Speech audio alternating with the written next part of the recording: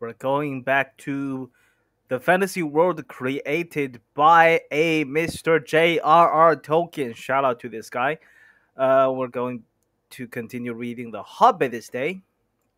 So last time I left off at a particular spot in chapter 3. So where we left, a little bit of recap of what happened the last time. Bilbo formerly joined the Thorin's company, and it didn't take very long for them to run into trouble. They actually encountered a few trolls. The trolls were like on the verge of cooking all of them, but Gandalf, but basically just saved the day by, but basically playing a bit of a gimmick, letting them quarrel amongst themselves, and it took so long that they didn't really cook anybody until dawn. And because for some reason trolls cannot exist under sunlight, so they turned into stone. After that, they went on with their journey, and they are on the verge of going to Rivendell. And the Rivendell, as you would probably know, is the place for elves. So we're on our way there. We are last time they already encountered some elves just randomly singing in a spot in the forest for some reason, but they are they didn't stop to chat with them for very long, and they are just on their way to Rivendell, and that's where we are picking up. So I'm gonna have to find where I was. Uh, yeah, I'm going to pick up with from the a paragraph. There's going to be one paragraph overlapping from the last time I was reading, just because it would make more sense this way. So just they just departed from the singing elves, and here we go. Tired as he was, Bilbo would have liked to stay a while. Elvish singing is not a thing to miss, particularly the way I sang that. I'm actually quite happy with how that turned out. I replayed that part for myself just to see how much I embarrassed myself, and it was not the worst. Let's just say I could have done a whole lot more damage. Uh, Elvish singing is not a thing to miss. In June under the stars, not if you care for such things. Also, he would have liked to have a few private words with these people that seemed to know his names and all about him, although he had never seen them before. He thought their opinion of his adventure might be interesting. Elves know a lot and are wondrous folks for news, and know what is going on among the peoples of the land as quick as water flows, or quicker. But the dwarves were all for supper as soon as possible just then, and would not stay. On they all went, leading their ponies, till they were brought to a good path, and so at last to the very brink of the river. This is where I stopped last time. It was flowing fast and noisily, as mountain streams do of a summer evening, when the sun has been all day on the snow far up above. There was only a narrow bridge of stone without a parapet. Parapet. What is that? I'm gonna go curious today. I'm going to actually look up what it is. Parapet. Parapet is a low protective wall along the edge of a roof or bridge or balcony. Okay, so that's what it is. As narrow as a pony could well walk on, and over that they had to go, slow and careful, one by one, each leading his pony by the bridle. The elves had brought bright lanterns to the shore, and they sang a merry song as the party went across. Oh, that are the elves actually traveling with them? Don't dip your beard in the foam, father, they cried to Thorin, who was bent almost on his hands and knees. It is long enough without water in it. So Thorin has a long beard in the novel. Why are they calling him father? Mind Bilbo doesn't eat all the cakes, they called. He is too fat to get through keyholes yet. Oh, what a bunch of jerks. Hush, hush, good people, and good night, said the Gandalf who came last. Valleys have ears, and some elves have over-married tongues. Good night. Elves are jerks. And so at last they all came to the last homely house, and found its doors flung wide. Now, it is a strange thing, but things that are good to have and days that are good to spend are soon told about and not much to listen to, while things that are uncomfortable, palpitating, and even gruesome may make a good tale and take a deal of telling anyway. They stay. I feel like I should have like a jar of beer in my hands when I read these stories. They stayed long in that good house, 14 days at least, and they found it hard to leave. Bilbo would gladly have stopped there forever and ever, even supposing the witch would have taken him right back to his hobbit hole without trouble. Yet there is little to tell about their stay. The master of the house was an elf friend, one of those people whose fathers came into the strange stories before the beginning of history. The wars of the evil goblins and the elves and the first men in the north. In those days of our tale, there were still some people who had both elves and the heroes of the north for ancestors, and Elrond, the master of the house, was their chief. Wow. He was as noble and as fair in face of an elf lord, as strong as a warrior, as wise as a wizard, as venerable as a king of dwarves, and as kind as summer. He comes into many tales, but his part in the story of Bilbo's great adventure is only a small one, though important as you will see, if we ever get to the end of it. His house was perfect, whether you liked food or sleep, or work, or storytelling, or singing, or just sitting and thinking best, or a pleasant mixture of them all. Evil things did not come into that valley. I wish I had time to tell you even a few of the tales or one or two of the songs that they heard in that house, but I haven't made them up yet. That's what he's actually saying. All of them, the ponies as well, grew refreshed and strong in the few days there. Their clothes were mended as well as their bruises, their tempers, and their hopes. Their bags were filled with food and provisions light to carry but strong to bring them over the mountain passes. Their plans were improved with the best advice, so the time came to Midsummer Eve, and they were to go on again with the early sun on midsummer morning. Elrond knew about runes of every kind. That day he looked at the swords they had brought from the troll's lair, and he said, "These are not the troll make. They are old swords.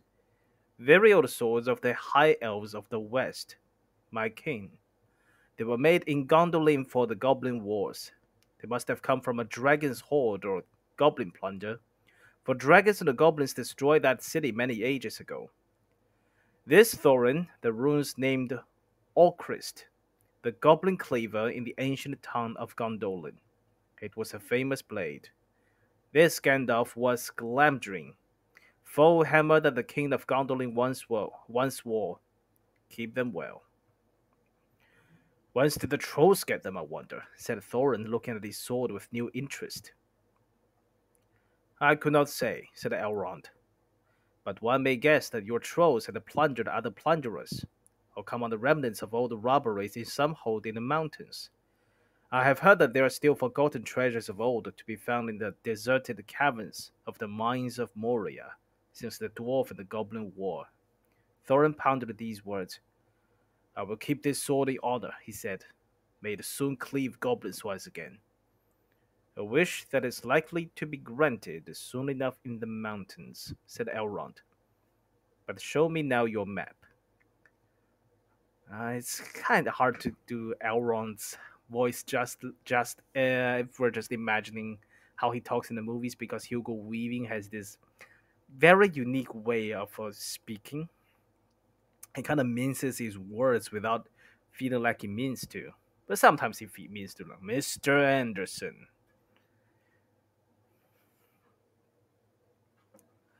Now, where was I? Every time I interrupt myself, I have to take a long while to get back to it, and I constantly interrupt myself. He took it the map. He took it and gazed long at it, and he shook his head. For if he did not altogether approve of dwarves and their love of gold, he hated the dragons and their cruel wickedness. And he grieved to remember the ruin of the town of Dale and its merry bells, and the burned banks of the bright river running. The moon was shining in a broad silver crescent. He held up the map, and the white light shone through it. What is this? He said. There are moon letters here, beside the plain rooms which say 5 feet high the door and 3 may walk abreast. What are moon letters? Asked the hobbit, full of excitement. He loved maps, as I have told you before, and he also liked the runes and the letters and the cunning handwriting, though when he wrote himself it was a bit thin and spidery. Moon letters are rune letters, but you cannot see them, said Elrond. Not when you look straight at them. They can only be seen when the moon shines behind them. And what is more, with a more cunning sort, it must be a moon of the same shape and season as the day when they were written. The dwarves invented them and wrote them with silver pens, as your friends could tell you. These must have been written on a midsummer's eve in the crescent moon a long while ago. What do they say? Asked Gandalf and Thorin together, a bit vexed perhaps that even Elrond should have found this out first, though really there had not been a chance before, and that there would not have been another until goodness knows when. Stand by the grey stone where the brush knocks, read Elrond, and the setting sun with the last light of Durin's day will shine upon the keyhole. Durin, Durin, said that felt like a really important line. Let's read that again. Stand by the grey stone when the thrush knocks, and the setting sun will be the last light of Durin's day will shine upon the keyhole. And the setting sun with the last light of Durin's day will shine upon the keyhole. That sounds like it already contradicts with how the movie portrayed it. Durin, Durin, said Thorin. He was the father of the fathers of the eldest race of dwarves, the Longbeards, and my first ancestor. I am his heir. And what is Durin's day? Asked Elrond. The first day of the dwarves' new year, said Thorin. Is as all should know the first day of the last moon of autumn on the threshold of winter. We still call it Durin's Day when the last moon of autumn and the sun are in the sky together. But this will not help us much, I fear, for it passes our skill in these days to guess when such a time will come again. That remains to be seen, said Gandalf. Is there any more writing?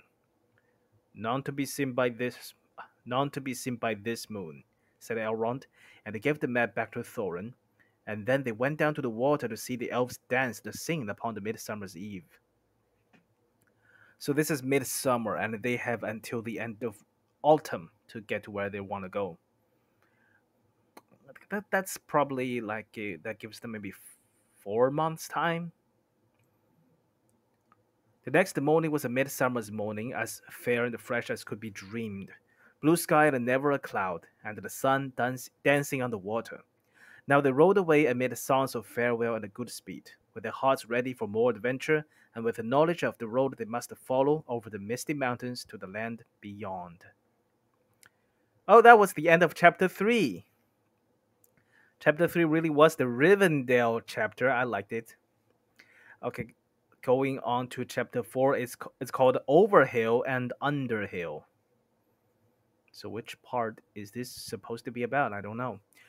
Well, Frodo in The Lord of the Rings, at least in the movie, I don't know if he does it in the book, called himself Mr. Underhill when he was traveling in disguise in a moniker. So I don't know if this has anything to do with it. He's familiar with Bilbo's stories, so probably this is where he gets his inspirations from. It's possible. There were many paths that led up into those mountains, and many passes over them. But most of the paths were cheats and deceptions that led nowhere or to bad ends, and most of the passes were infested by evil things and dreadful dangers. The dwarves and the hobbit, helped by the wise advice of Elrond and the knowledge and memory of Gandalf, took the right road to the right pass. Long days after they had climbed out of the valley and left the last homely house, miles behind, they were still going up and up and up. It was a hard path and a dangerous path, a crooked way and the lonely and alone. Now they could look back over the lands they had left, laid out behind them far below. Far, far away in the west, where things were blue and faint. Bilbo knew there lay his own country of safe and comfortable things, and his little hobbit hole. He shivered. It was getting bitter cold up here, and the wind came shrill among the rocks. Boulders, too, at times came galloping down the mountainsides, let loose by midday sun upon the snow, and passed among them, which was lucky, or over their heads, which was alarming. The nights were comfortless in the chill, and they did not dare to sing or talk too loud, for the echoes were uncanny, and the silence seemed to dislike being broken, except by the noise of water, and the wail of wind, and the crack of stone. The summer's getting on down below, thought Bilbo, and haymaking is going on and picnics, and haymaking is going on and picnics. They will be harvesting and blackberrying before we even begin to go down the other side at this rate.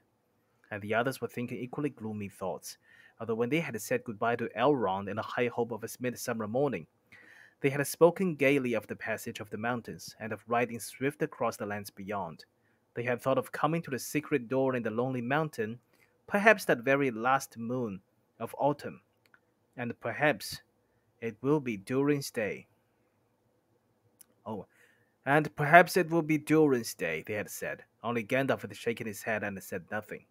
Dwarves had not passed that way for many years, but Gandalf had, and he knew how evil and danger had grown and thrived in the wild, since the dragons had driven men from the lands, and that the goblins had spread in secret after the battle of the mines of Moria. Even the good plans of wise wizards like Gandalf, and of good friends like Elrond go astray sometimes, when you are off on dangerous adventures over the edge of the wild, and Gandalf was a wise enough wizard to know it. He knew that something unexpected might happen, and he hardly dared to hope that they would pass without fearful adventure over those great tall mountains with lonely peaks and valleys where no king ruled. They did not. All was well, until one day they met a thunderstorm. More than a thunderstorm, a thunder battle. You know how terrific a really big thunderstorm can be down in the land and in the river valley, especially at times when two great thunderstorms meet and clash. More terrible still are thunder and lightning in the mountains at night, when storms come up from the east and west and make war. The lightning splinters on the peaks, and the rocks shiver, and the great crashes split the air, and go rolling and tumbling into every cave and hollow, and the darkness is filled with overwhelming noise and sudden light. Bilbo had never seen or imagined anything of the kind. They were high up in a narrow place, with a dreadful fall into a dim valley at one side of them. There they were sheltering under a hanging rock for the night, and he lay beneath a blanket and shook from head to toe. When he peeped out in the lightning flashes, he saw that across the valley the stone giants were out, and were hurling rocks at one another for a game, and catching them and tossing them down into the darkness where they smashed them on the trees far below, or splintered into little bits with a bang. Then came a wind and a rain, and the wind whipped the rain and the hail about in every direction, so that an overhanging rock was no protection at all. Soon they were getting drenched, and their ponies were standing with their heads down and their tails between their legs, and some of them were whinnying with fright. They could hear the giants guffawing and shouting all over the mountain sides. What a great description paragraph. This won't do at all, said Thorin. If we don't get blown off or drowned or struck by lightning, we shall be picked up by some giant and kicked sky high for football. So they have golf and they have football.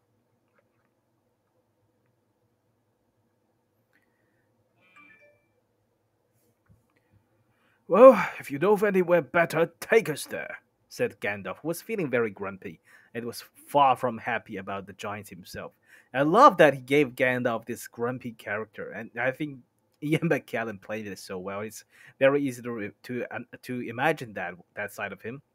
He's not just this wise old wizard mentor character. He's also like angry a lot of times. The end of the argument was that they sent Philly and Achille to look for a better shelter. They had very sharp eyes, and being the youngest of the dwarves by some 50 years, they usually got these sort of jobs. When everybody could see that it was absolutely no use sending Bilbo. There is nothing like looking if you want to find something, or so Thorin said to the young dwarves. You certainly usually find something if you look, but it is not always quite the something you were after, so he proved on this occasion. Soon, Philly and Killy came crawling back, holding on to the rocks in the wind. We have found a dry cave, they said. Not far round the next corner, and the ponies and all could get inside. Have you thoroughly explored it? Said the wizard, who knew that caves up in the mountains were seldom unoccupied. Yes, yes, they said, though everybody knew they could not have been long about it. They had come back too quick. It isn't all that big, and it does not go far back. That, of course, is the dangerous part about caves. You don't know how far they go back, sometimes, or where a passage behind may lead to, or what is waiting for you inside. But now Philly and Achilles' news seemed good enough, so they all got up and prepared to move. The wind was howling and the thunder still growling, and they had a business getting themselves and their ponies along. Still, it was not very far to go, and before long, they came to a big rock standing out into the path. If you stepped behind, you found a low arch in the side of the mountain. There was just room to get the ponies through with a squeeze, when they had been unpacked and unsaddled. As they passed under the arch, it was good to hear the wind and the rain outside instead of all about them, and to feel safe from the giants and the rocks. But the wizard was taking no risks.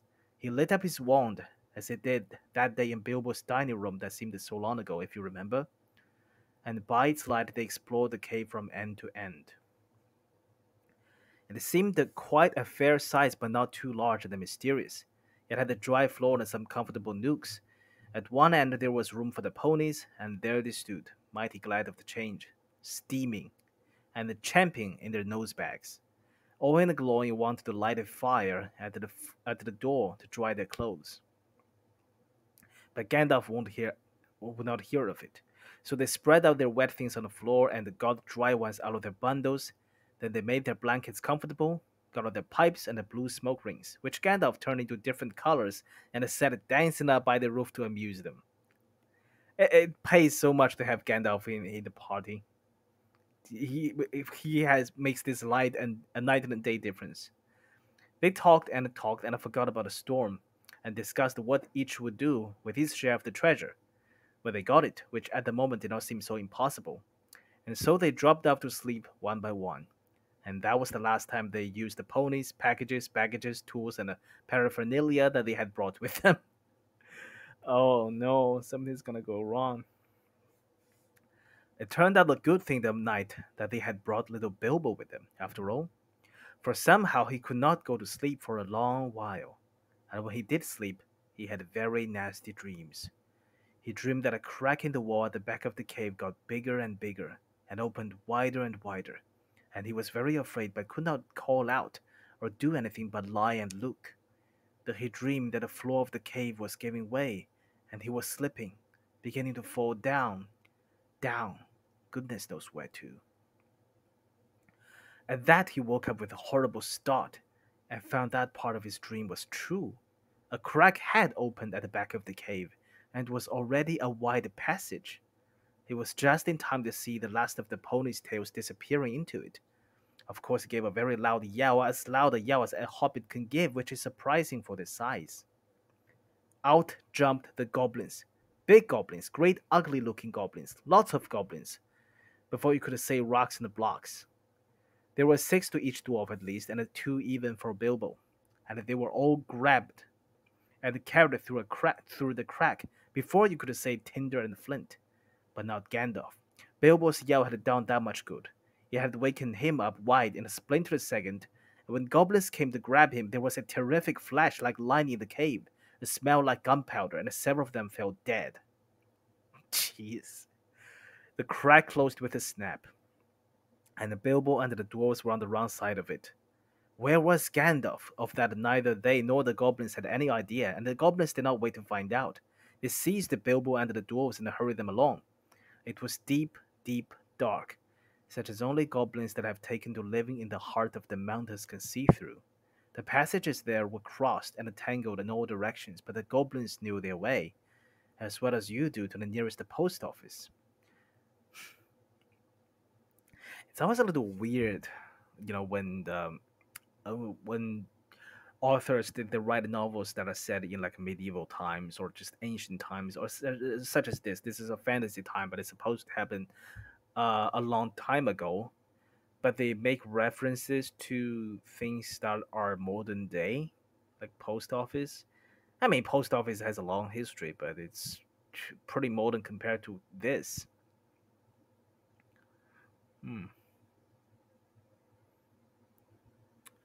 And the way went down and down, and it was most horribly stuffy. The goblins were very rough and pinched unmercifully, and chuckled and laughed in their horrible stony voices. And Bilbo was more unhappy even than when the troll had picked him by his toes. He wished again and again for his nice bright hobbit hole. Not for the last time. Now there came a glimmer of a red light before them. The goblins began to sing, or croak, keeping time with the flap of their flat feet on the stone and shaking their prisoners as well. And there's another song.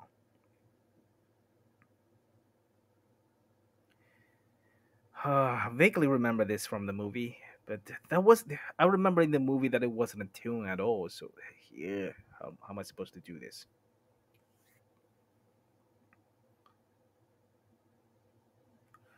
Uh, Clap, snap, the black crack, grip, grab, pinch, nab, down, down to Goblin Town. You go, my lad. Clash, crash, crush, smash, hammer and tones, knockin' and gones, pound, pound, far underground. Ho, ho, my lad. Swish, smack, whip, crack, batter and beat, yammer and bleat. Work, work, no dare to shirk. But goblins quaff and goblins laugh, round and round, far underground, below, my lad. Hmm. It sounded truly terrifying. Not the way I sang it. That wasn't terrifying at all. The walls echoed to the clap, snap, and to the crash, smash, and to the ugly laughter of their ho ho, my lad. The general meaning of the song was only too plain. For now the goblins took out whips and whipped them with a swish, smack, and set them running as fast as they could in front of them. And more than one of the dwarves were already yammering and bleating like anything when they stumbled into a big cavern. The dwarves are just generally useless so far. I know the general development arc is for Bilbo. Like he's supposed to like go from this useless party of the adventurer to someone that's quite useful. I know that's his quest. But do the dwarves ever get more useful than this? Because they're no better. So far, they're worse. Bilbo at least had so far had more sense than any of the dwarves. Even in this case, he was the one that actually like woke up to sense the danger before even Gandalf. It was lit by a great red fire in the middle and by torches along the walls, and was full of goblins. They all laughed and stamped and clapped their hands.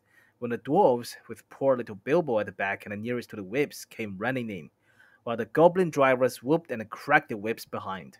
The ponies were already there huddled in a corner, and there were all the baggages and the packages lying broken open, and being rummaged by goblins, the smelt by goblins, and fingered by goblins, and cored over by goblins. My phone keeps telling me news about some video games. It's telling me the right now. It's telling me the PC settings to play Godfall. I don't plan to play Godfall. Not yet, anyway. I'm afraid that was the last they ever saw of those excellent little ponies, including a jolly, sturdy little white fellow that Elrond had lent to Gandalf, since his horse was not suitable for the mountain paths. For goblins eat horses and the ponies and the donkeys and other much more dreadful things, and they're always hungry.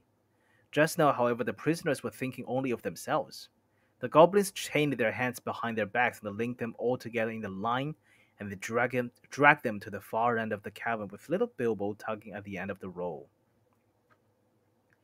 There in the shadows on a large flat stone sat a tremendous goblin with a huge head, and armed goblins were standing round him carrying the axes and the bent swords that they use. Now, goblins are cruel, wicked, and bad hearted. They make no beautiful things, but they make many clever ones. They can tunnel and mine as well as any, but the most skilled dwarves, when they take the trouble, though they are usually untidy and dirty. Hammers, axes, swords, daggers, pickaxes, tongs, and also instruments of torture they make very well, or get other people to make to their design. Prisoners and the slaves they have to work till they die for want of air and light. It is not unlikely that they invented some of the machines that have since troubled the world, especially the ingenious devices for killing large numbers of people at once. For wheels and the engines and explosions always delighted them, and also not working with their own hands more than they could help. But in those days and in those wild parts, they had not advanced, as it is called, so far. S- So you're telling me the goblins have weapons of mass destruction? They did not hate dwarves especially, no more than they hated everybody and everything, and particularly the orderly and prosperous. In some parts, wicked dwarves had even made alliances with them, but they had a special grudge against the Thorin's people because of the war which you have heard mentioned, but which does not come into this tale. And anyway, goblins don't care who they catch, as long as it is done smart and secret, and the prisoners are not able to defend themselves. Who are these miserable persons? Said the great goblin. Dwarves, this, dwarves, and this, said one of the drivers, pulling at the billboard's chain so that he fell forward onto his knees. We found them sheltering in our front porch. What do you mean by it? Said the great goblin, turning to Thorin. Up to no good, I warrant. Spying on the private business of my people, I guess. Thieves, I shouldn't be surprised to learn. Murderers and friends of elves, not unlikely. Come, what have you got to say? Thorin the dwarf, at your service, he replied. It was merely a polite nothing. Of the things which you suspect and imagine, we had no idea at all. We sheltered from a storm in what seemed a convenient cave that I used. Nothing was further from our thoughts than inconveniencing goblins anyway, whatever. That was true enough. Thorin's a lot different than his portrayal in the movie. Said the great goblin. So you say. Might I ask what you were doing up in the mountains at all? And where you were coming from? And where you were going to? In fact, I should like to know all about you. Not that it will do you much good, Thorin Oakenshield. I know too much about your folk already, but let's have the truth, or I will prepare something particularly uncomfortable for you. We were on a journey to visit our relatives, our nephews and nieces, and the first, second, and third cousins, and other descendants of our grandfathers who live on the east side of these truly hospitable mountains, said Thorin, not quite knowing what to say all at once at the moment, when obviously the exact truth would not do at all. He's a liar, truly tremendous one, said one of the drivers. Several of our people were struck by lightning in the cave when we invited these creatures to come below, and they are as dead as stones. Also, he has not explained this. He held out a sword which Thorin had worn, the sword which came from the troll's lair. The great goblin gave a truly awful howl of rage when he looked at it, and all his soldiers gnashed their teeth, clashed their shields in a stamped. They knew the sword at once. It had killed hundreds of goblins in its time, when the fair elves of Gondolin hunted them in the hills or did battle before their walls. They had called it Orcrist, Goblin Cleaver, but the goblins called it simply Biter. They hated it, and hated worse anyone that carried it. Murderers and elf friends, said the great goblin shouted. Slash them, beat them, bite them, gnash them. Take them away to dark holes full of snakes, and never let them see the light again. He was in such a rage that he jumped off his seat, and himself rushed at Thorin with his mouth open. There's a funny sight in my head. Just at that moment, all the lights in the cavern went out, and the great fire went off poof into a tower of blue glowing smoke, right up to the roof that scattered piercing white sparks all among the goblins. The yells and the yammering, croaking, gibbering, the jabbering, howls, growls, and the curses, shrieking and the skulking, that followed were beyond description. Several hundred wildcats and wolves being roasted slowly alive together would not have compared with it. Eh, that's a nasty comparison. The sparks were burning holes in the goblins, and the smoke that now fell from the roof made the air too thick for even their eyes to see through. Soon they were falling over one another and rolling in heaps on the floor, biting and kicking and fighting as if they had all gone mad. Suddenly a sword flashed in its own light. Bilbo saw it go right through the great goblin as he stood dumbfounded in the middle of his rage. He fell dead, and the goblin soldiers fled before the sword shrieking into the darkness. The sword went back into its sheath. "Follow me quick," said a voice fierce and quiet. And before Bilbo understood what had happened, he was trotting along again, as fast as he could trot at the end of the line, down more dark passages with the yells of the goblin hall growing fainter behind him. A pale light was leading them on. "Quicker, quicker," said the voice. "The torches will soon be relit." "Half a minute," said Dory, who was at the back next to Bilbo, and a decent fella. He made the hobbit scramble on his shoulders as best he could with his tied hands, and then off they all went at a run, with a clink clink of chains, and many a stumble, since they had no hands to steady themselves with. Not for a long while did it stop, and by that time they must have been right down in the very mountain's heart. Then Gandalf lit up his wand. Of course it was Gandalf, but just then they were too busy to ask how he got there. He took out his sword again, and again it flashed in the dark by itself.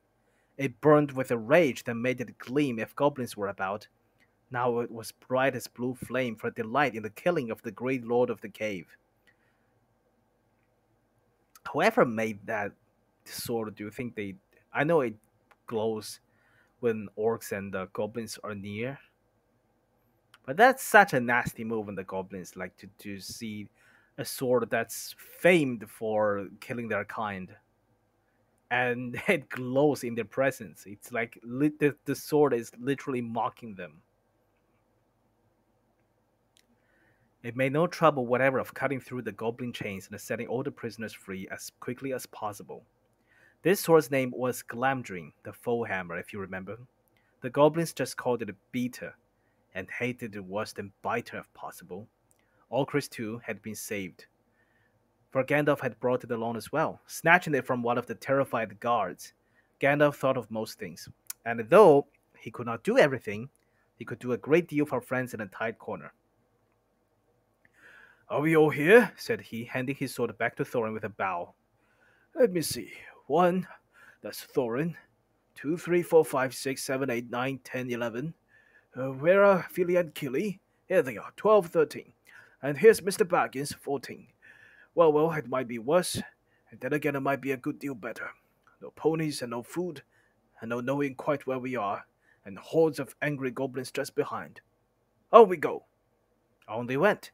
Gandalf was quite right. They began to hear goblin noises and horrible cries far behind in the passages they had come through. That sent them on faster than ever, and as poor Bilbo could not possibly go half as fast. For dwarves can roll along at a tremendous pace, I can tell you, when they have to. They took it in turn to carry him on their backs. Oh, Bilbo. But Gimli did say that dwarves are very good at short range running.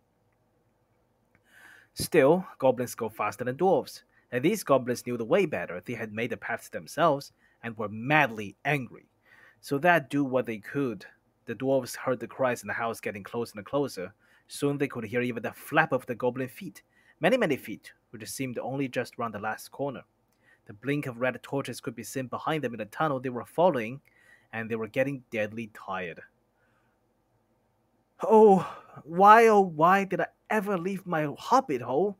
said the poor Mr. Baggins, bumping up and down on Bomber's back. Oh, why did I ever bring a wretched little hobbit on a treasure hunt?" said the poor Bomber, who was fat, and staggered along with the sweat dripping down his nose in his heat and terror. At this point, Gandalf fell behind, and Thorin with him. They turned a sharp corner. "About turn!" he shouted. "Draw your sword, Thorin!" There was nothing else to be done, and the goblins did not like it. They came scurrying round at the corner in full cry, and found Goblin Clever, the full hammer shining cold and bright right in their astonished eyes. The ones in front dropped their torches and gave one yell before they were killed. The ones behind yelled still more and leapt back, knocking over those that were running after them. Biter and beta! They shrieked, and soon they were all in confusion, and most of them were hustling back the way they had come. It was quite a long while before any of them dared to turn that corner. By the time the dwarves had gone on again, a long, long way on into the dark tunnels of the goblins' realm. When the goblins discovered that, they put out their torches and they slipped on soft shoes, and they chose out their very quickest runners with the sharpest ears and eyes.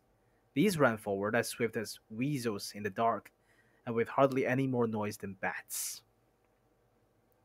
That is why neither Bilbo nor the dwarves, nor even Gandalf heard them coming, nor did they see them, but they were seen by the goblins that ran silently up behind, for Gandalf was letting his wand give out a faint light to help the dwarves as they went along.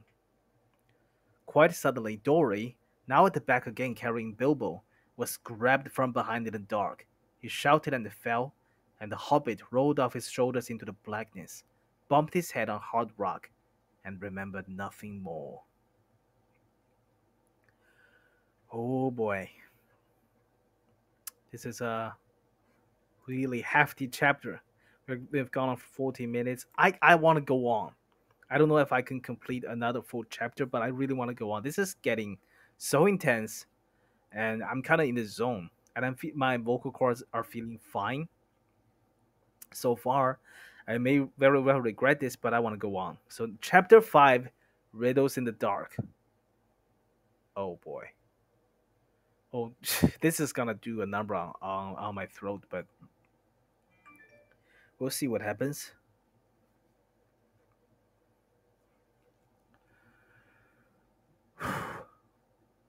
When Bilbo opened his eyes, he wondered if he had, for it was just as dark as with them shut. Oh, he wondered if he opened his eyes at all. That's a scary thought. That's one of my worst fears in life is if you like wake up one morning and all you see is darkness, and because for some reason you've gone blind or you've gone deaf in the ears. That's just one of my worst fears is if I not one of just basically my worst fear. Not that it is there's any indication that it's ever likely to happen. It's just one of those fears that I don't know where I got it from. Actually, it's just waking up one day and find that part of your body has stopped working. That would be so scary. When Bilbo opened his eyes, he wondered if he had, for it was just as dark as with them shut. No one was anywhere near him. Just imagine his fright. He could hear nothing, see nothing, and he could feel nothing except the stone of the floor. Very slowly, he got up and groped about on all fours till he touched the wall of the tunnel. But neither up nor down but neither up or down it could he find anything. Nothing at all. No sign of goblins, no sign of dwarves. His head was swimming. Uh, he, his head was swimming, and he was far from certain even of the direction they had been going in when he had his fall. He guessed as well as he could, and crawled along for a good way, till suddenly his hand met what felt like a tiny ring of cold metal lying on the floor of the tunnel. I wonder if that's going to come back. It was a turning point in his career, but he did not know it. Well, that's one way to put it. It was a turning point of his career. Let's just call it that for now. He put the ring in his pocket almost without thinking. Certainly it did not seem of any particular use at the moment. He did not go much further, but sat down on the cold floor and gave himself up to complete miserableness for a long while. He thought of himself frying bacon and eggs in his own kitchen at home, for he could feel inside that it was high time for some meal or other, but that only made him miserabler. He could not think what to do, nor could he think what had happened, or why he had been left behind, or why, if he had been left behind, the goblins had not caught him, or even why his head was so sore. The truth was he had been lying quiet, out of sight and out of mind, in a very dark corner for a long while. After some time he felt for his pipe. It was not broken, and that was something. Then he felt for his pouch, and there was some tobacco in it, and that was something more. Then he felt for matches, and he could not find any at all, and that shattered his hopes completely.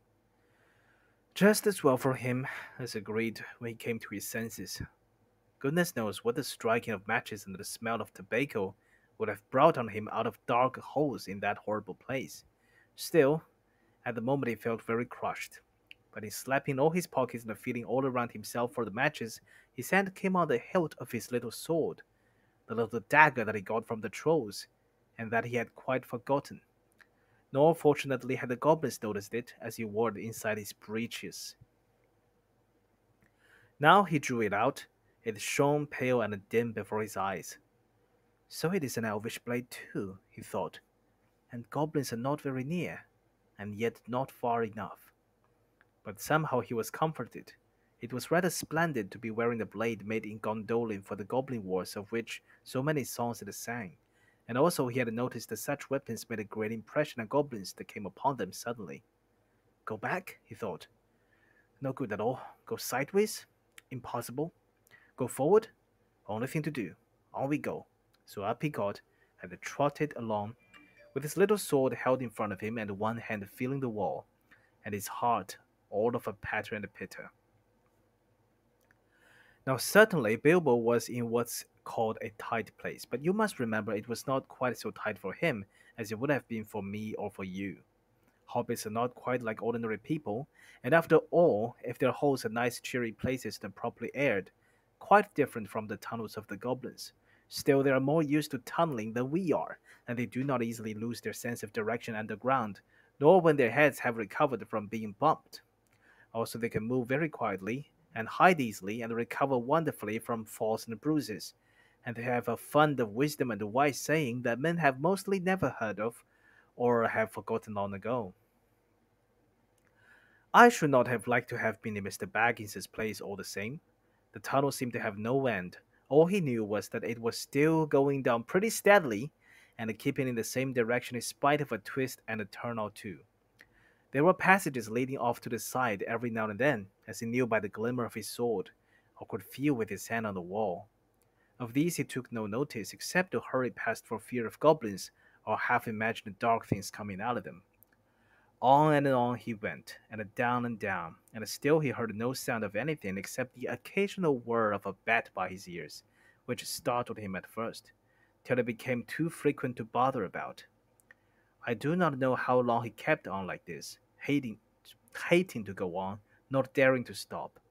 On, on, until he was tired and tired. It seemed like all the way to tomorrow and over it to the days beyond. Suddenly, without any warning, he trotted splash into water. Ugh, it was icy cold. That put him up sharp and short. He did not know whether it was just a pole in the path, or the edge of an underground stream that crossed the passage, or the brink of a deep, dark subterranean lake. The sword was hardly shining at all. He stopped, and he could hear, when he listened hard, drops drip, drip, dripping from an unseen roof into the water below, but there seemed no other sort of sound. So it is a pool or a lake, and not an underground river, he thought. Still, he did not dare to wade out into the darkness. He could not swim, and he thought too of nasty slimy things with big bulging blind eyes wriggling in the water. There are strange things living in the pools and the lakes in the hearts of the mountains. Fish whose fathers swam in, goodness only knows how many years ago, and never swam out again, while their eyes grew bigger and bigger and bigger from trying to see in the blackness. Wow. Does that work scientifically? Like if a species lives in the dark for very long, I think their eyesight would their eyes would only grow smaller until they don't have eyes anymore because they would not need it. So genetically, they would not pass on the genes that require them to see. But this is an interesting thought. They try so hard to see, their eyes grew bigger. Also, there are other things more slimy than fish. Even in the tunnels and caves, the goblins have made the goblins have made for themselves, there are other things living unbeknown to them that have sneaked in from outside to lie up in the dark. Some of these caves, too, go back to their beginning to ages before the goblins, who only widened them and joined them up with passages, and the original owners are still there in odd corners, slinking and nosing about.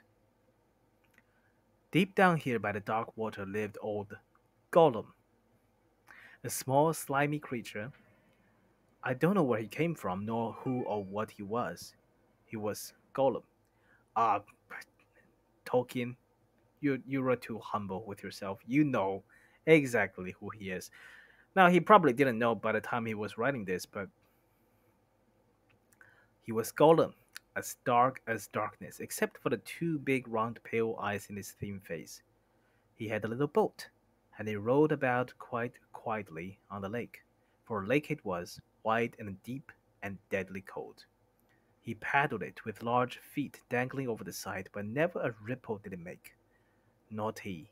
He was looking out of his pale, lamp-like eyes for blind fish, which he grabbed with his long fingers as quick as thinking. He liked meat too. Goblin, he thought, good when he could get it, but he took care.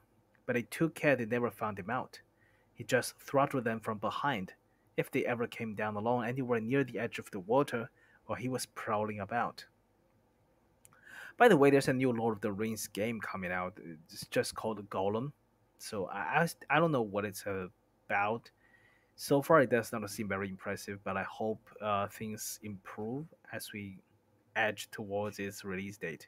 I don't know. Every release date of everything is being pushed back, so I don't even know if we are going to be able to play it in 2021. These are dark days. Now, where was I?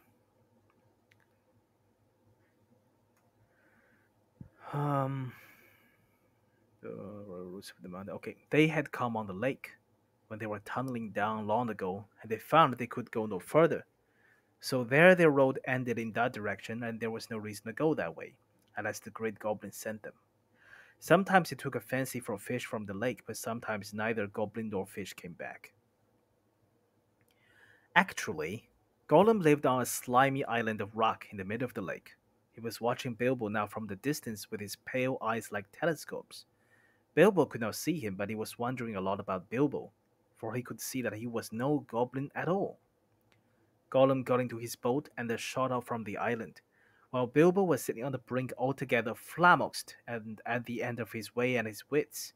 Suddenly, up came Gollum and whispered and hissed, "Oh no! Oh no! This is gonna break me." Let me push this a little farther from my mouth. That goblin voice and the circus's voice, that's like impossible for me to mimic.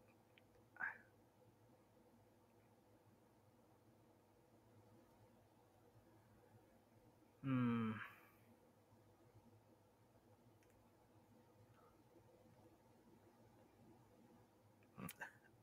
How am I supposed to do this? I did not think this through. Okay, here goes.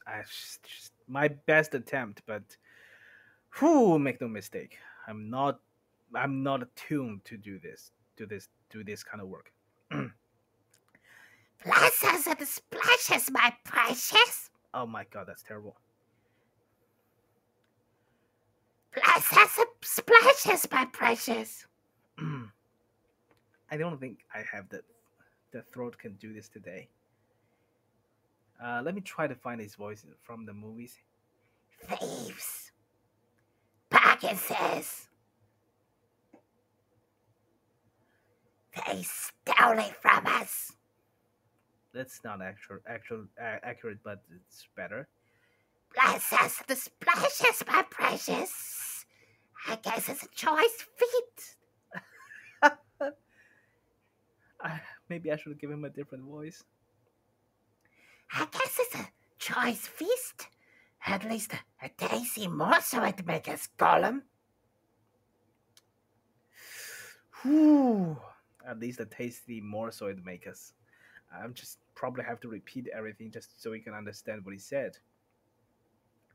And when he said Gollum, he made a horrible swallowing noise in his throat. Come on, Tolkien, don't make this harder than it has to be. Don't make this harder than it already is. It is already impossible. This is how he got his name, though he always called himself my precious. The hobbit jumped nearly out of his skin when the hiss came in his ears, and he suddenly saw the pale eyes sticking out at him. Who are you? He said, thrusting his dagger in front of him. What is he, What is he, my precious?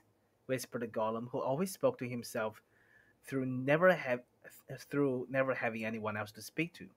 This is what he had come to find out, for he was not really very hungry at the moment, only curious. Otherwise, he would have grabbed it first and then whispered afterwards. I am Mr. Bilbo Baggins. I have lost the dwarves and I have lost the wizard, and I don't know where I am. And I don't want to know if only I can get away. What's he got in his hands? Said the Gollum, looking at the sword, which he did not quite like. A sword, a blade which came out of Gondolin. Said Gollum and became quite polite. Perhaps you sit here and chats with it a bit, my precious. It likes riddles, perhaps it does it? Oh, this is terrible. He was anxious to appear friendly, at any rate for the moment, and until he found out more about the sword and the hobbit, whether he was quite alone really, whether he was good to eat, and whether Gollum was really hungry. Riddles were all he could think of. Asking them and sometimes guessing them had been the only game he had ever played with other funny creatures sitting in their holes in the long, long ago. Before he lost all his friends and was driven away, alone, and crept down, down, into the dark under the mountains. I wonder how much J.R.R. has envisioned for the future of this story when he wrote about the ring and the Gollum at this point. Does he have any idea like how important these elements are going to become? I don't know. I'm curious.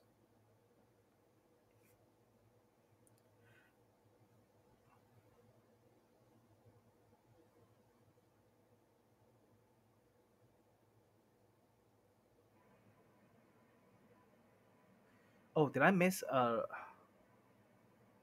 something in the middle of the paragraph? Okay, Gollum said, Perhaps you sit here and chats with it a bit, my precious. It likes riddles, perhaps it does it? and then he talked about how he likes riddles and how he used to play riddles with his friends before they drove him away. Very well, said the Bilbo, who was anxious to agree, until he found out more about the creature, whether he was quite alone, whether he was fierce or hungry, and whether he was a friend of the goblins. You ask first, he said, because he had not had time to think of a riddle. So Gollum hissed. What has roots as nobody sees? It's taller than trees. Up it goes, and yet never grows. Easy, said the Bilbo. Mounted, I suppose. Does it guess easy? You must have a competition with us, my precious. If Precious asks, and it doesn't answer, we eats it, my precious. If he asks us, and we doesn't answer, then we does what he wants, eh? We shows it the way out, yes? All right, said the Bilbo, not daring to disagree, and nearly bursting his brain to think of riddles that could save him from being eaten. 30 white horses on a red hill. First they champ, then they stamp, then they stand still. That was all he could think of to ask. The idea of eating was rather on his mind. It was rather an old one, too, and Gollum knew the answer as well as you do. I wouldn't have been able to guess it. Chestnuts, he hissed.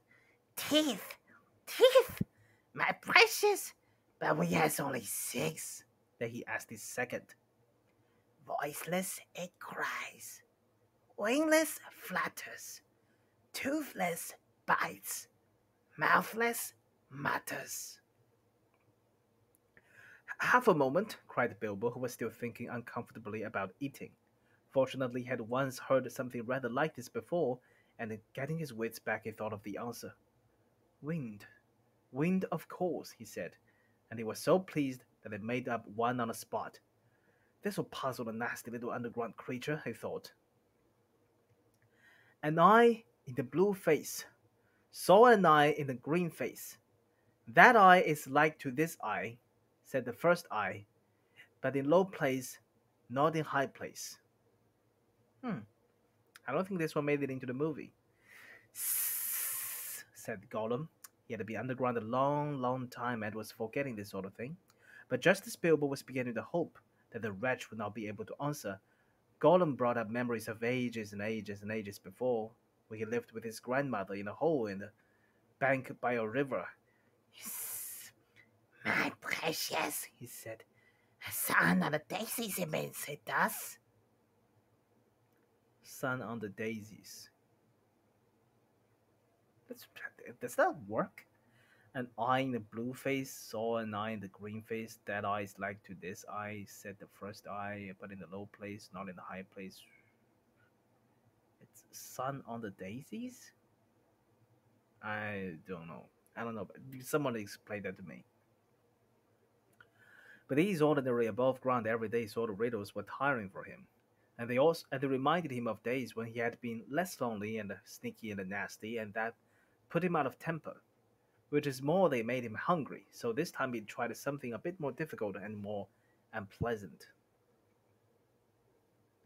It cannot be seen, cannot be felt, cannot be heard, cannot be smelt. It lies behind the stars and under hills, and empty holes it fills.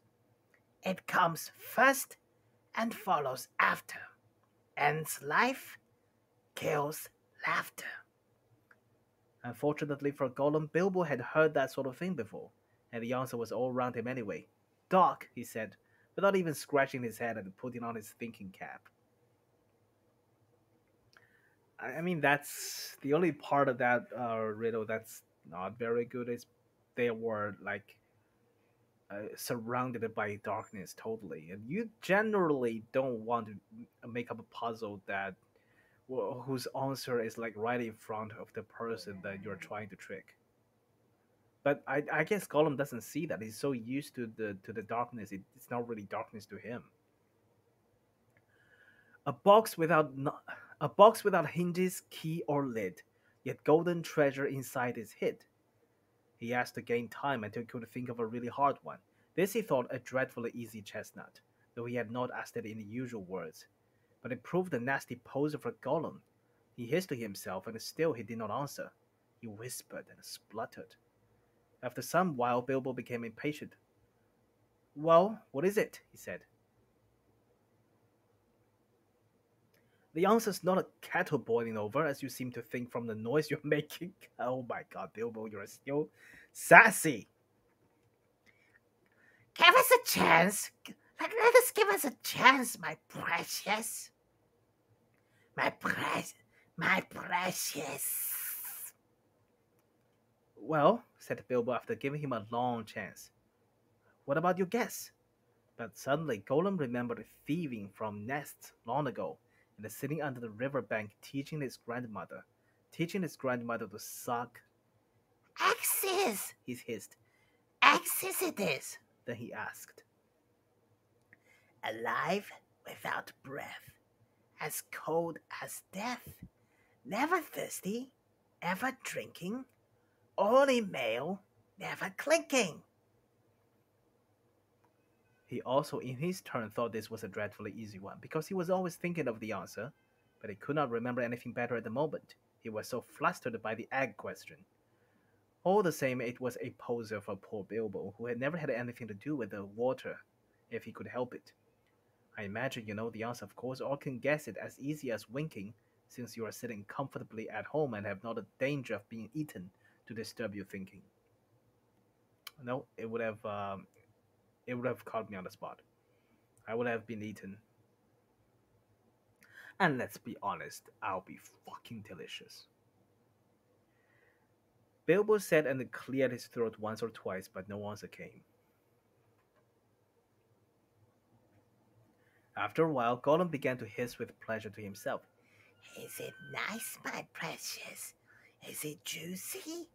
Is it scrumptiously crunchable? He began to peer at Bilbo out of the darkness.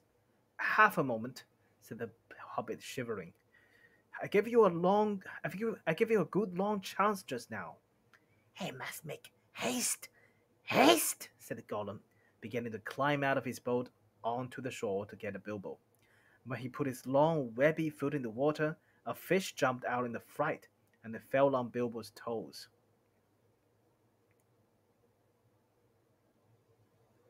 Ugh, he said.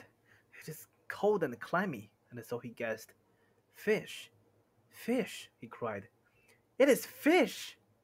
Is it fish? Let's go back to it again.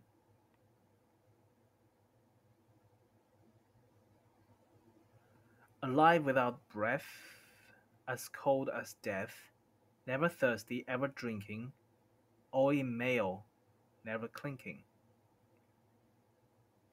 What does it mean, all in mail? Mail as like the post letters, mail. Never clinking. Never clinking, does that mean does it mean make the noise clinking? Clink means a sharp ring sound, or make a clink. What does that have to do with fish? I don't get some of these puzzles, honestly.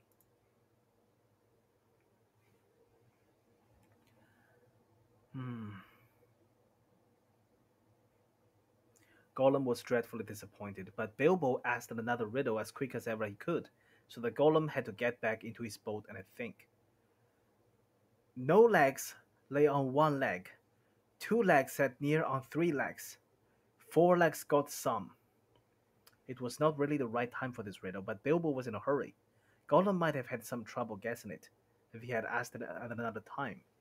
As it was, talking of fish, no legs was not so very difficult, and after that the rest was easy. Fish? Fish on a little table, man at the table sitting on a stool, the cat has the bones. That, of course, is the answer, and Gollum soon gave it. Which is the answer? I don't get. I don't get some of these puzzles. I don't get most of these puzzles, actually. That he thought the time had come to ask us something hard and horrible. This is what he said. This thing, all things devours. Birds, beasts, trees, flowers. Gnaws iron, bites steel, grinds hard stones to meal, slays kings, ruins town, and beats high mountain down. Poor Bilbo sat in the dark thinking of all the horrible names of all the giants and ogres he had ever heard told of in tales, but not one of them had done all these things. He had a feeling that the answer was quite different and that he ought to know it, but he could not think of it. He began to get frightened, and that is bad for thinking. Gollum began to get out of his boat. He flapped into the water and paddled to the bank. Bilbo could see his eyes coming towards him. His tongue seemed to stick in his mouth. He wanted to shout out, "Give me more time, give me time," but all that came out with a sudden squeal was, "Time! Time!" Bilbo was saved by pure luck, for that, of course, was the answer. See, this one I get, because time could kill all things. So it all makes sense. I don't know about the previous ones. Gollum was disappointed once more, and now he was getting angry and also tired of the game. It had made him very hungry indeed. This time he did not go back to the boat. He sat down in the dark by Bilbo. That made the hobbit most dreadfully uncomfortable and scattered his wits. It's got to ask us a question, my precious. Yes, yes, yes. Just one more question to guess. Yes, yes, said the Golem. But Bilbo simply could not think of any question with that nasty, wet, cold thing sitting next to him and pawing and poking him. He scratched himself, he pinched himself. Still he could not think of anything. Ask us, said the Golem. Bilbo pinched himself and slapped himself. He gripped on his little sword. He even felt in his pocket with his other hand. There he found the ring he had picked up in the passage and forgotten about. What have I got in my pocket? He said aloud. He was talking to himself, but Gollum thought it was a riddle, and he was frightfully upset. Not fair! Not fair! He hissed. It isn't fair, my precious, is it? To ask us what it's got in its nasty little pockets. Bilbo, seeing what had happened, and having nothing better to ask, stuck to his question. What have I got in my pocket? He said louder. Sss, Hissed Gollum. It must give us 3 guesses, my precious. 3 guesses. Very well, guess away, said Bilbo. Hands, said Gollum. Wrong, said Bilbo, who had luckily just taken his hand out again. Guess again, said Gollum, more upset than ever. He thought of all the things he kept in his own pockets. Fish bones, goblin's teeth, wet shells, a bit of bat wing, a sharp stone to sharpen his fangs on, and other nasty things. He tried to think what other people kept in their pockets. You know, the one aspect I really love about this sequence is that they had such different views about what's difficult about each puzzle.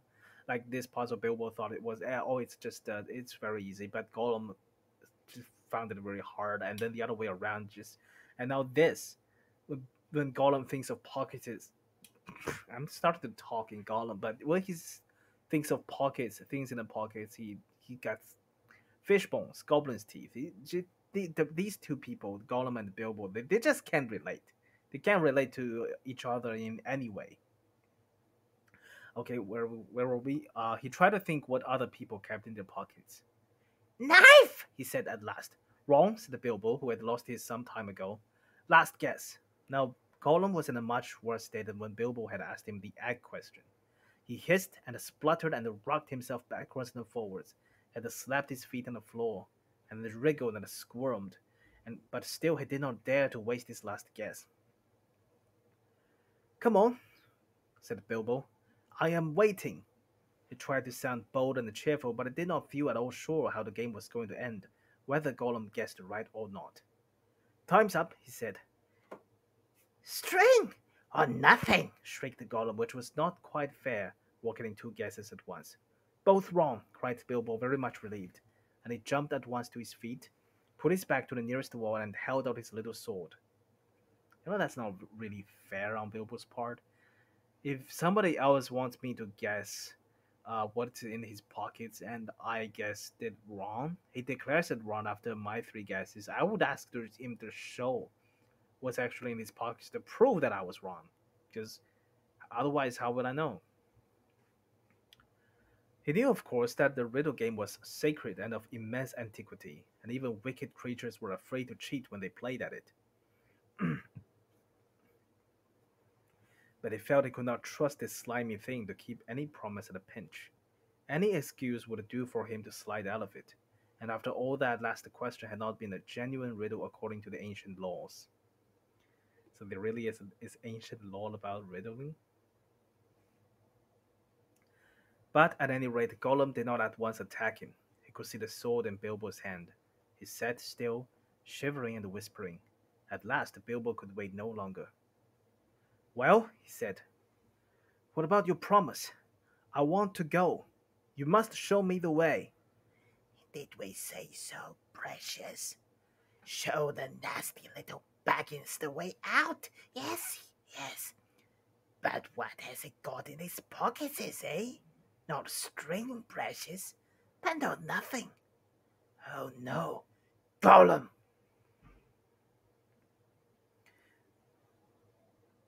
Never you mind, said Bilbo. A promise is a promise. Cross it is, impatient, precious, hissed Gollum. But it must wait. Yes, it must. I can't go up the tunnel so hasty. We must go and get some things first, yes. Things to help us. Well, hurry up, said Bilbo, relieved to think of Gollum going away. He thought he was just making an excuse and did not mean to come back. What was Gollum talking about? What useful thing could he keep out on a dark lake? But he was wrong. Gollum did mean to come back. He was angry now and hungry, and he was a miserable, wicked creature and already had a plan. Not far away was his island, of which Bilbo knew nothing, and there in his hiding place he kept a few wretched oddments, and one very beautiful thing. Very beautiful, very wonderful. He had a ring, a golden ring, a precious ring. My birthday present. He whispered to himself, as he had often done in the endless dark days. That's what we want now, yes? We want it. He wanted it because it was a ring of power, and if you slipped that ring on your finger, you were invisible. Only in the full sunlight could you be seen, and then only by your shadow, and that would be shaky and faint. I didn't know about that. I didn't know you could still cast a shadow when you were wearing the ring. And my birthday present. It came to me on my birthday, my precious. So he had always said to himself. But who knows how Gollum came by that present ages ago in the old days when such rings were still at large in the world. Perhaps even the master who ruled them could not have said. Gollum used to wear it at first till it tired him, and then he kept it in a pouch next his skin till it galled him. And now usually he hid it in a hole in the rock on his island, and was always going back to look at it. And still sometimes he put it on when he could not bear to be parted from it any longer, or when he was very, very hungry and tired of fish, that he would creep along dark passages looking for stray goblins. He might even venture into places where the torches were lit and it made his eyes blink and smart, for he would be safe. Oh yes, quite safe. No one would see him, no one would notice him, till he had his fingers on their throat. Only a few hours ago he had worn it and caught a small goblin imp. How it squeaked! He still had a bone or two left to gnaw, but he wanted something softer. Quite safe, yes, He whispered to himself. It won't see us, will it, my precious? No, it won't see us. And its nasty little sword will be useless. Yes, quite. That is what was in his wicked little mind, as he slipped suddenly from Bilbo's side and flapped back to his boat and went off into the dark. Bilbo thought he had heard the last of him. Still he waited a while, for he had no idea how to find his way out alone. Suddenly he heard a screech that sent a shiver down his back. Gollum was cursing and wailing away in the gloom, not very far off by the sound of it. He was on his island, scrabbling here and there, searching and seeking in vain. Where is it? Where is it? Bilbo heard him crying. Lost it is, my precious. Lost, lost. Curses and crushes. My precious is lost.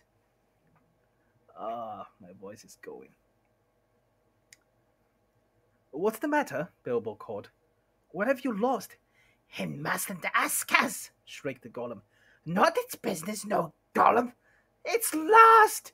Gollum, Gollum, Gollum. Oh, so am I, cried Bilbo. And I want to get unlost.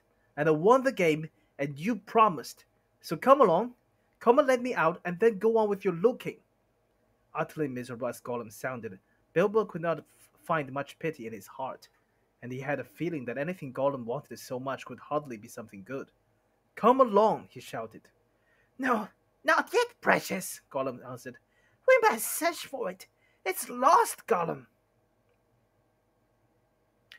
But you never guessed my last question, and you promised, said Bilbo. Never guessed, said Gollum.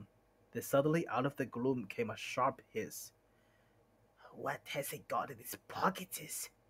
Tell us that. It must tell first. As far as Bilbo knew, there was no particular reason why he should not tell. Gollum's mind had jumped to a guess quicker than his. Naturally, for Gollum had brooded for ages on this one thing, and he was always afraid of it being stolen. But Bilbo was annoyed at the delay. After all, he had won the game pretty fairly, at a horrible risk. Answers were to be guessed, not given, he said.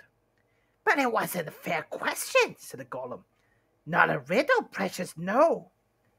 Oh well, if it's a matter of ordinary questions, Bilbo replied. Then I asked one first. What have you lost? Tell me that. What has it got in its pockets? The sound came hissing louder and sharper. and as he looked towards it, to his alarm, Bilbo now saw two small points of light peering at him. A suspicion grew in Gollum's mind. The light of his eyes burned with a pale flame. "What have you lost?" Bilbo persisted. But now the light in Gollum's eyes had become a green fire, and it was coming swiftly nearer. Gollum was in his boat again, paddling wildly back to the dark shore, and such a rage of loss and suspicion was in his heart that no sword had any more terror for him. Bilbo could not guess what had maddened the wretched creature, but he saw that all was up, and the Golem meant to murder him at any rate. Just in time he turned and ran blindly back up the dark passage down which he had come, keeping close to the wall and feeling it with his left hand. "What has it got in his pockets?" He heard the hiss loud behind him, and the splash as Golem leapt from his boat. Who's saying this? "What have I wonder?" he said to himself, as he panted and stumbled along. He put his left hand in his pocket. The ring felt very cold as it quietly slipped onto his groping forefinger. The hiss was close behind him. He turned down and saw Gollum's eyes like small green lamps coming up the slope. Terrified, he tried to run faster, but suddenly he struck his toes on a snag in the floor and fell flat with his little sword under him. In a moment, Gollum was on him, but before Bilbo could do anything, recover his breath, pick himself up, or wave his sword, Gollum passed by, taking no notice of him, cursing and whispering as he ran. What could it mean? Gollum could see in the dark. Bilbo could see the light of his eyes palely shining even from behind. Painfully he got up and sheathed his sword, which was now glowing faintly again. Then very cautiously he followed. There seemed nothing else to do. It was no good crawling back down to Gollum's water. Perhaps if he followed him, Gollum might lead him to some way of escape without meaning to. "Curse it! Curse it! Curse it!" hissed Gollum. "Curse the baggage! It's gone! What has it got in his pockets? Oh, we guess, my precious. He's found it. Yes, he must have. My birthday present." Bilbo pricked up his ears. He was at last beginning to guess himself. He hurried a little, getting as close as he dared behind Gollum, who was still going quickly, not looking back, but turning his head from side to side, as Bilbo could see from the faint glimmer on the walls. "My birthday present. Curse it, how did we lose it, my precious? Yes, that's it. When we came this way last, when we twisted that nasty young squeaker. That's it. Curse it. It slipped from us. After all these ages and ages. It's gone, Gollum." Suddenly Gollum sat down and began to weep, a whistling and a gurgling sound horrible to listen to. Bilbo halted and flattened himself against the tunnel wall. After a while, Gollum stopped weeping and began to talk. He seemed to be having an argument with himself. "It's no good going back there to search now. We doesn't remember all the places we've visited, and it's no use. The Baggins has got it in his pockets. The nasty nose has found it, we says. We guess it's precious. Only guesses. We can't know till we find the nasty creature that squeezes it. But it doesn't know what the present can do, does it? It'll just keep it in its pockets. It doesn't know, and it can't go far. It's lost in itself, the nasty nosy thing. It doesn't know the way out, it said so." "It said so, yes, but it's tricksy. It doesn't say what it means. It won't say what it's got in its pockets. It knows. It knows a way in. It must know a way out. Yes, it's off to the back door. To the back door, that's it." "The goblins will catch it then. It can't get out of that way, precious." "Gollum, goblins, yes. But if it's got the present, our precious present, the goblins will get it, Gollum. They'll find it. They'll find out what it does. We shall never be safe again, never, Gollum. One of the goblins will put it on, and then no one will see him. He'll be there but not seen. Not even our clever eyes will notice him. And he'll come creepsy and tricksy and catch us, Gollum. Gollum. Then let's stop talking, precious, and make haste. If the Baggins has gone that way, we must go quicker to see. Go not far now, make haste." Wow, That was difficult. I'm sweating. Jesus. Oh, I'm probably gonna have to take a day off from reading this after this. Even though I'm like having so much fun, I have to stop for at some point. With a spring, Gollum got up and started shambling off at a great pace. Bilbo hurried after him, still cautiously, though his chief fear now was of tripping on another snag and falling with a noise. His head was in a whirl of hope and wonder. It seemed that the ring he had was a magic ring. It made you invisible. He had heard of such things, of course, in the old tales, but it was hard to believe that he really had found one by accident. Still, there it was. Gollum with his bright eyes had passed him by, only a yard to one side. On they went, Gollum flip-flapping ahead, hissing and cursing, Bilbo behind going as softly as a hobbit can. Soon they came to places where, as Bilbo had noticed on the way down, side passages opened, this way and that. Gollum began at once to count them. Who was it that was carrying Bilbo when he fell? Was it Dory? Did he die? Did they lose a hobbit in the novel? Because nobody died at this point in the movie, but they could be different in the book. I wouldn't know.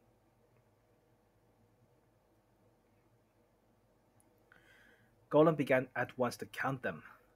One left, yes. One right, yes. Two right, yes, yes. Two left, yes, yes. And so on and on. As the count grew, he slowed down, and he began to get shaky and weepy, for he was leaving the water further and further behind, and he was getting afraid. Goblins might be about, and he had lost his ring. At last he stopped by a low opening on the left as they went up. 7 right, yes. 6 left, yes, he whispered. This is it. This is the way to the back door, yes. Here's the passage. He peered in and shrank back. But we dursn't go in, Pratchett. No, we dursn't. Dursn't? Is that dare not? I guess. Goblins is down there. Lots of goblins. We smells them. What shall we do? Curse them and crush them. We must wait here, Precious. Wait a bit and see. So they came to a dead stop.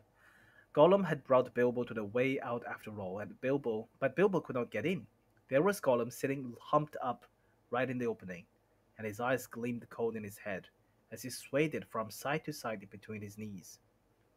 Bilbo crept away from the wall more quietly than a mouse, but Gollum stiffened at once and sniffed, and his eyes went green. You know, if Gollum had not been just talking to himself all the way down here, he probably could have heard Bilbo. He hissed softly but menacingly. He could not see the hobbit, but now he was on the alert, and he had other senses that the darkness had sharpened, hearing and smell. He seemed to be crouched right down with his flat hands splayed on the floor, and his head thrust out, nose almost to the stone. Though he was only a black shadow in the gleam of his own eyes, Bilbo could see or feel that it was tense as a bowstring gathered for a spring. Bilbo almost stopped breathing and went stiff himself. He was desperate. He must get away out of this horrible darkness while he had any strength left. He must fight. He must stab the foul thing, put its eyes out, kill it. It meant to kill him. No, not a fair fight. He was invisible now. Gollum had no sword. Gollum had not actually threatened to kill him or tried to yet.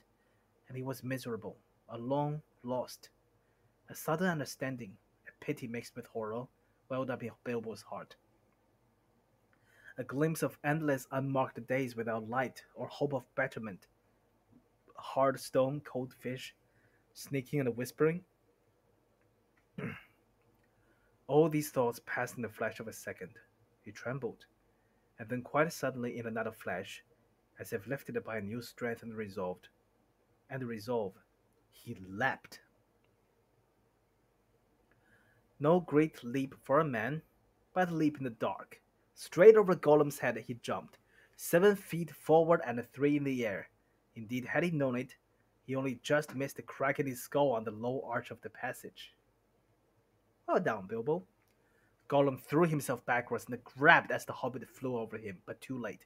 His hand snapped on thin air, and Bilbo, Falling fair on his sturdy feet, he sped off down the new tunnel.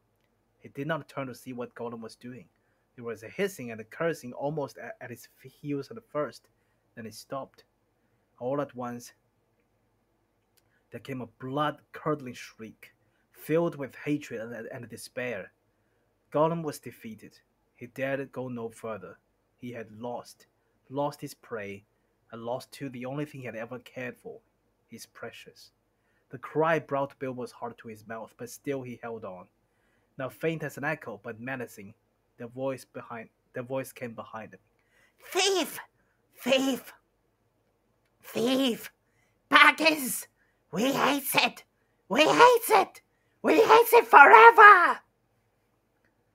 Then there was a silence, but that too seemed menacing to Bilbo. If goblins are so near that he smelt them, he thought, then they'll have heard his shrieking and cursing. Careful now, or this way will lead you to worse things. Oh my god, goodbye, Gollum. Let's not meet again until the Lord of the Rings, which is probably gonna get even worse for me. Wow. Something to look forward to. The passage was low and roughly made. It was not too difficult for the hobbit, except when, in spite of all care, he stubbed his poor toes again several times on nasty jagged stones in the floor. Bit low for goblins, at least for the big ones, thought Bilbo, not knowing that even the big ones, the ones of the mountains, go along at a great speed, stooping low with their hands almost on the ground. How much longer for this? Okay, we're near the end of this chapter. I can go no longer, but we'll finish this one.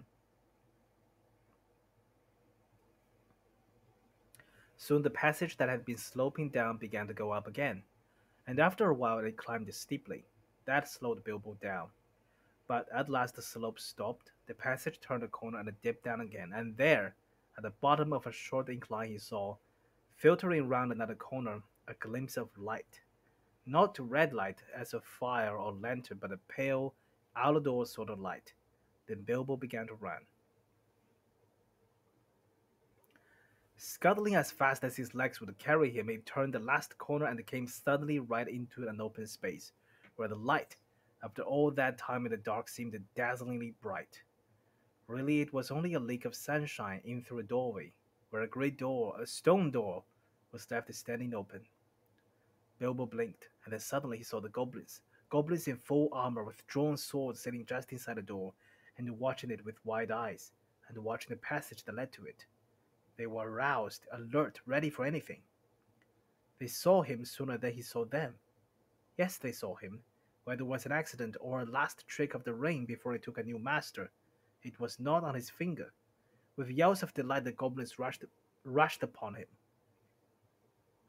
A pang of fear and loss, like an echo of Gollum's misery, smote Bilbo, and forgetting even to draw his sword, he struck his hands into his pockets, and there was the ring still, in his left pocket, and it slipped on his finger. The goblins stopped short. They could not see a sign of him. He had vanished.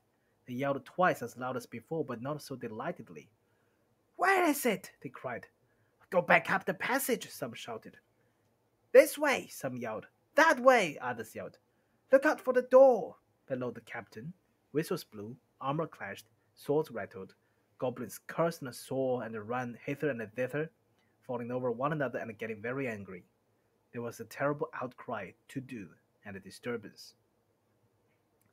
Bilbo was dreadfully frightened, but he had the sense to understand what had happened and to sneak behind a big barrel which held the drink for the goblin guards, and so get out of the way and avoid being bumped into, trampled to death, or caught by fear. "I must get to the door. I must get to the door," he kept on saying to himself, but it was a long time before he ventured to try. Then it was like a horrible game of blind man's buff.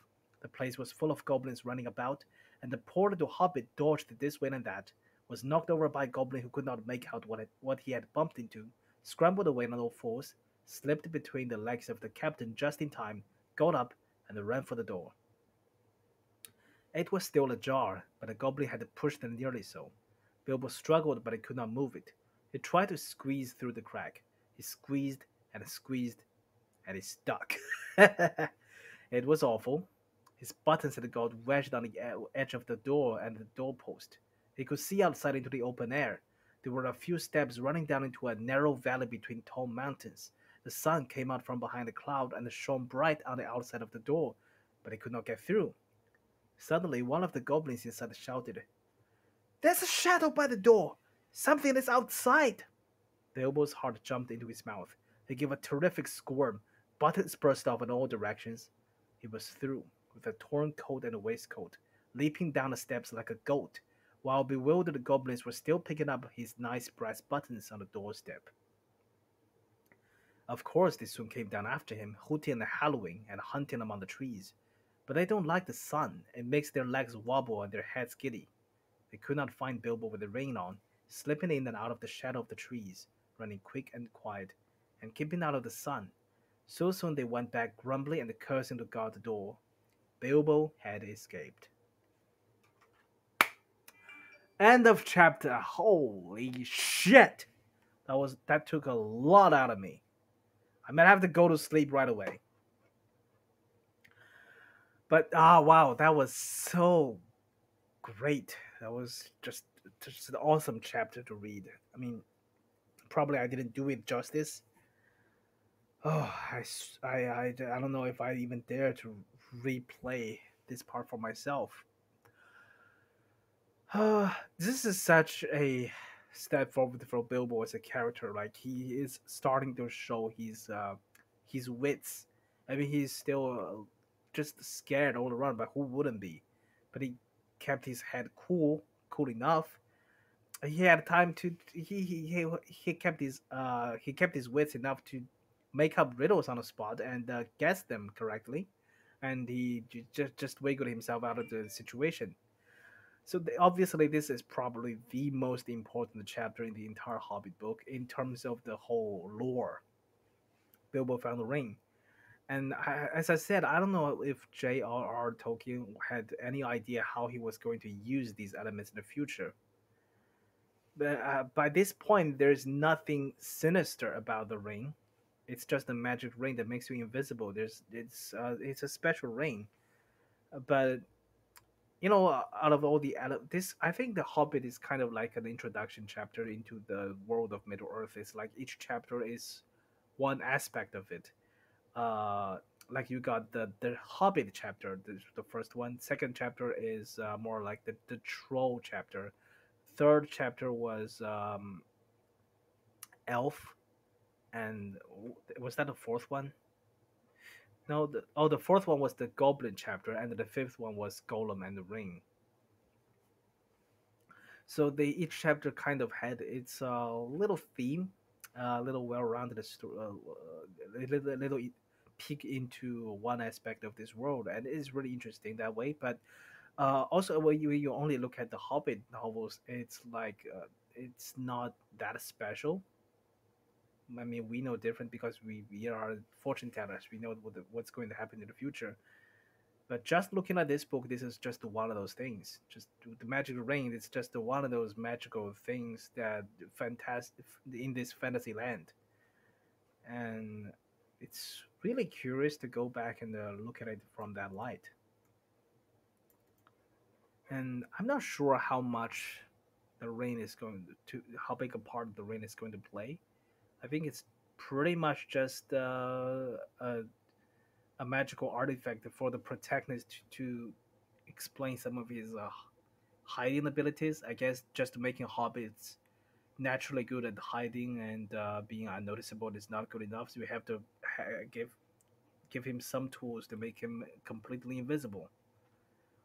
Mm, but yeah, that was just such a great chapter for Bilbo, and he grew so much. And this is the first time he's really this is just the first time he's had a very personal challenge, and it's kind of different from the trolls because he could still rely on the help of the other dwarves and the goblins. I'm sorry, the Gandalf for rely on them for help. Not that dwarves were any of much help, anyways. But this time he's just left completely on his own, and he fended for himself pretty well. So right, uh, that's it for today. I cannot possibly go on.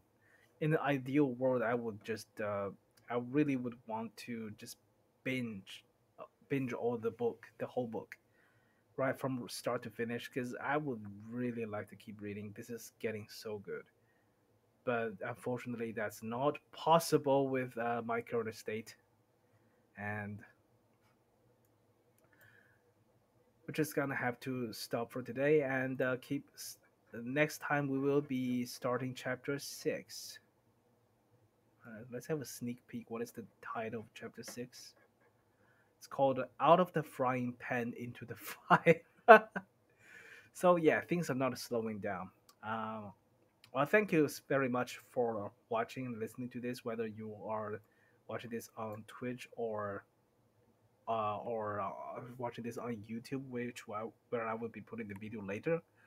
Um, I don't have a fixed schedule for doing this, so make sure you follow the Twitch channel and open up your alert, so it will give you a notification when I come online. Or you can just follow my YouTube channel, which I will be updating. I will be exporting these Twitch streams on my YouTube channel at a later date. We've been going on for an hour and 40 minutes. This is insane. So, yeah, thanks for tuning in and see you next time.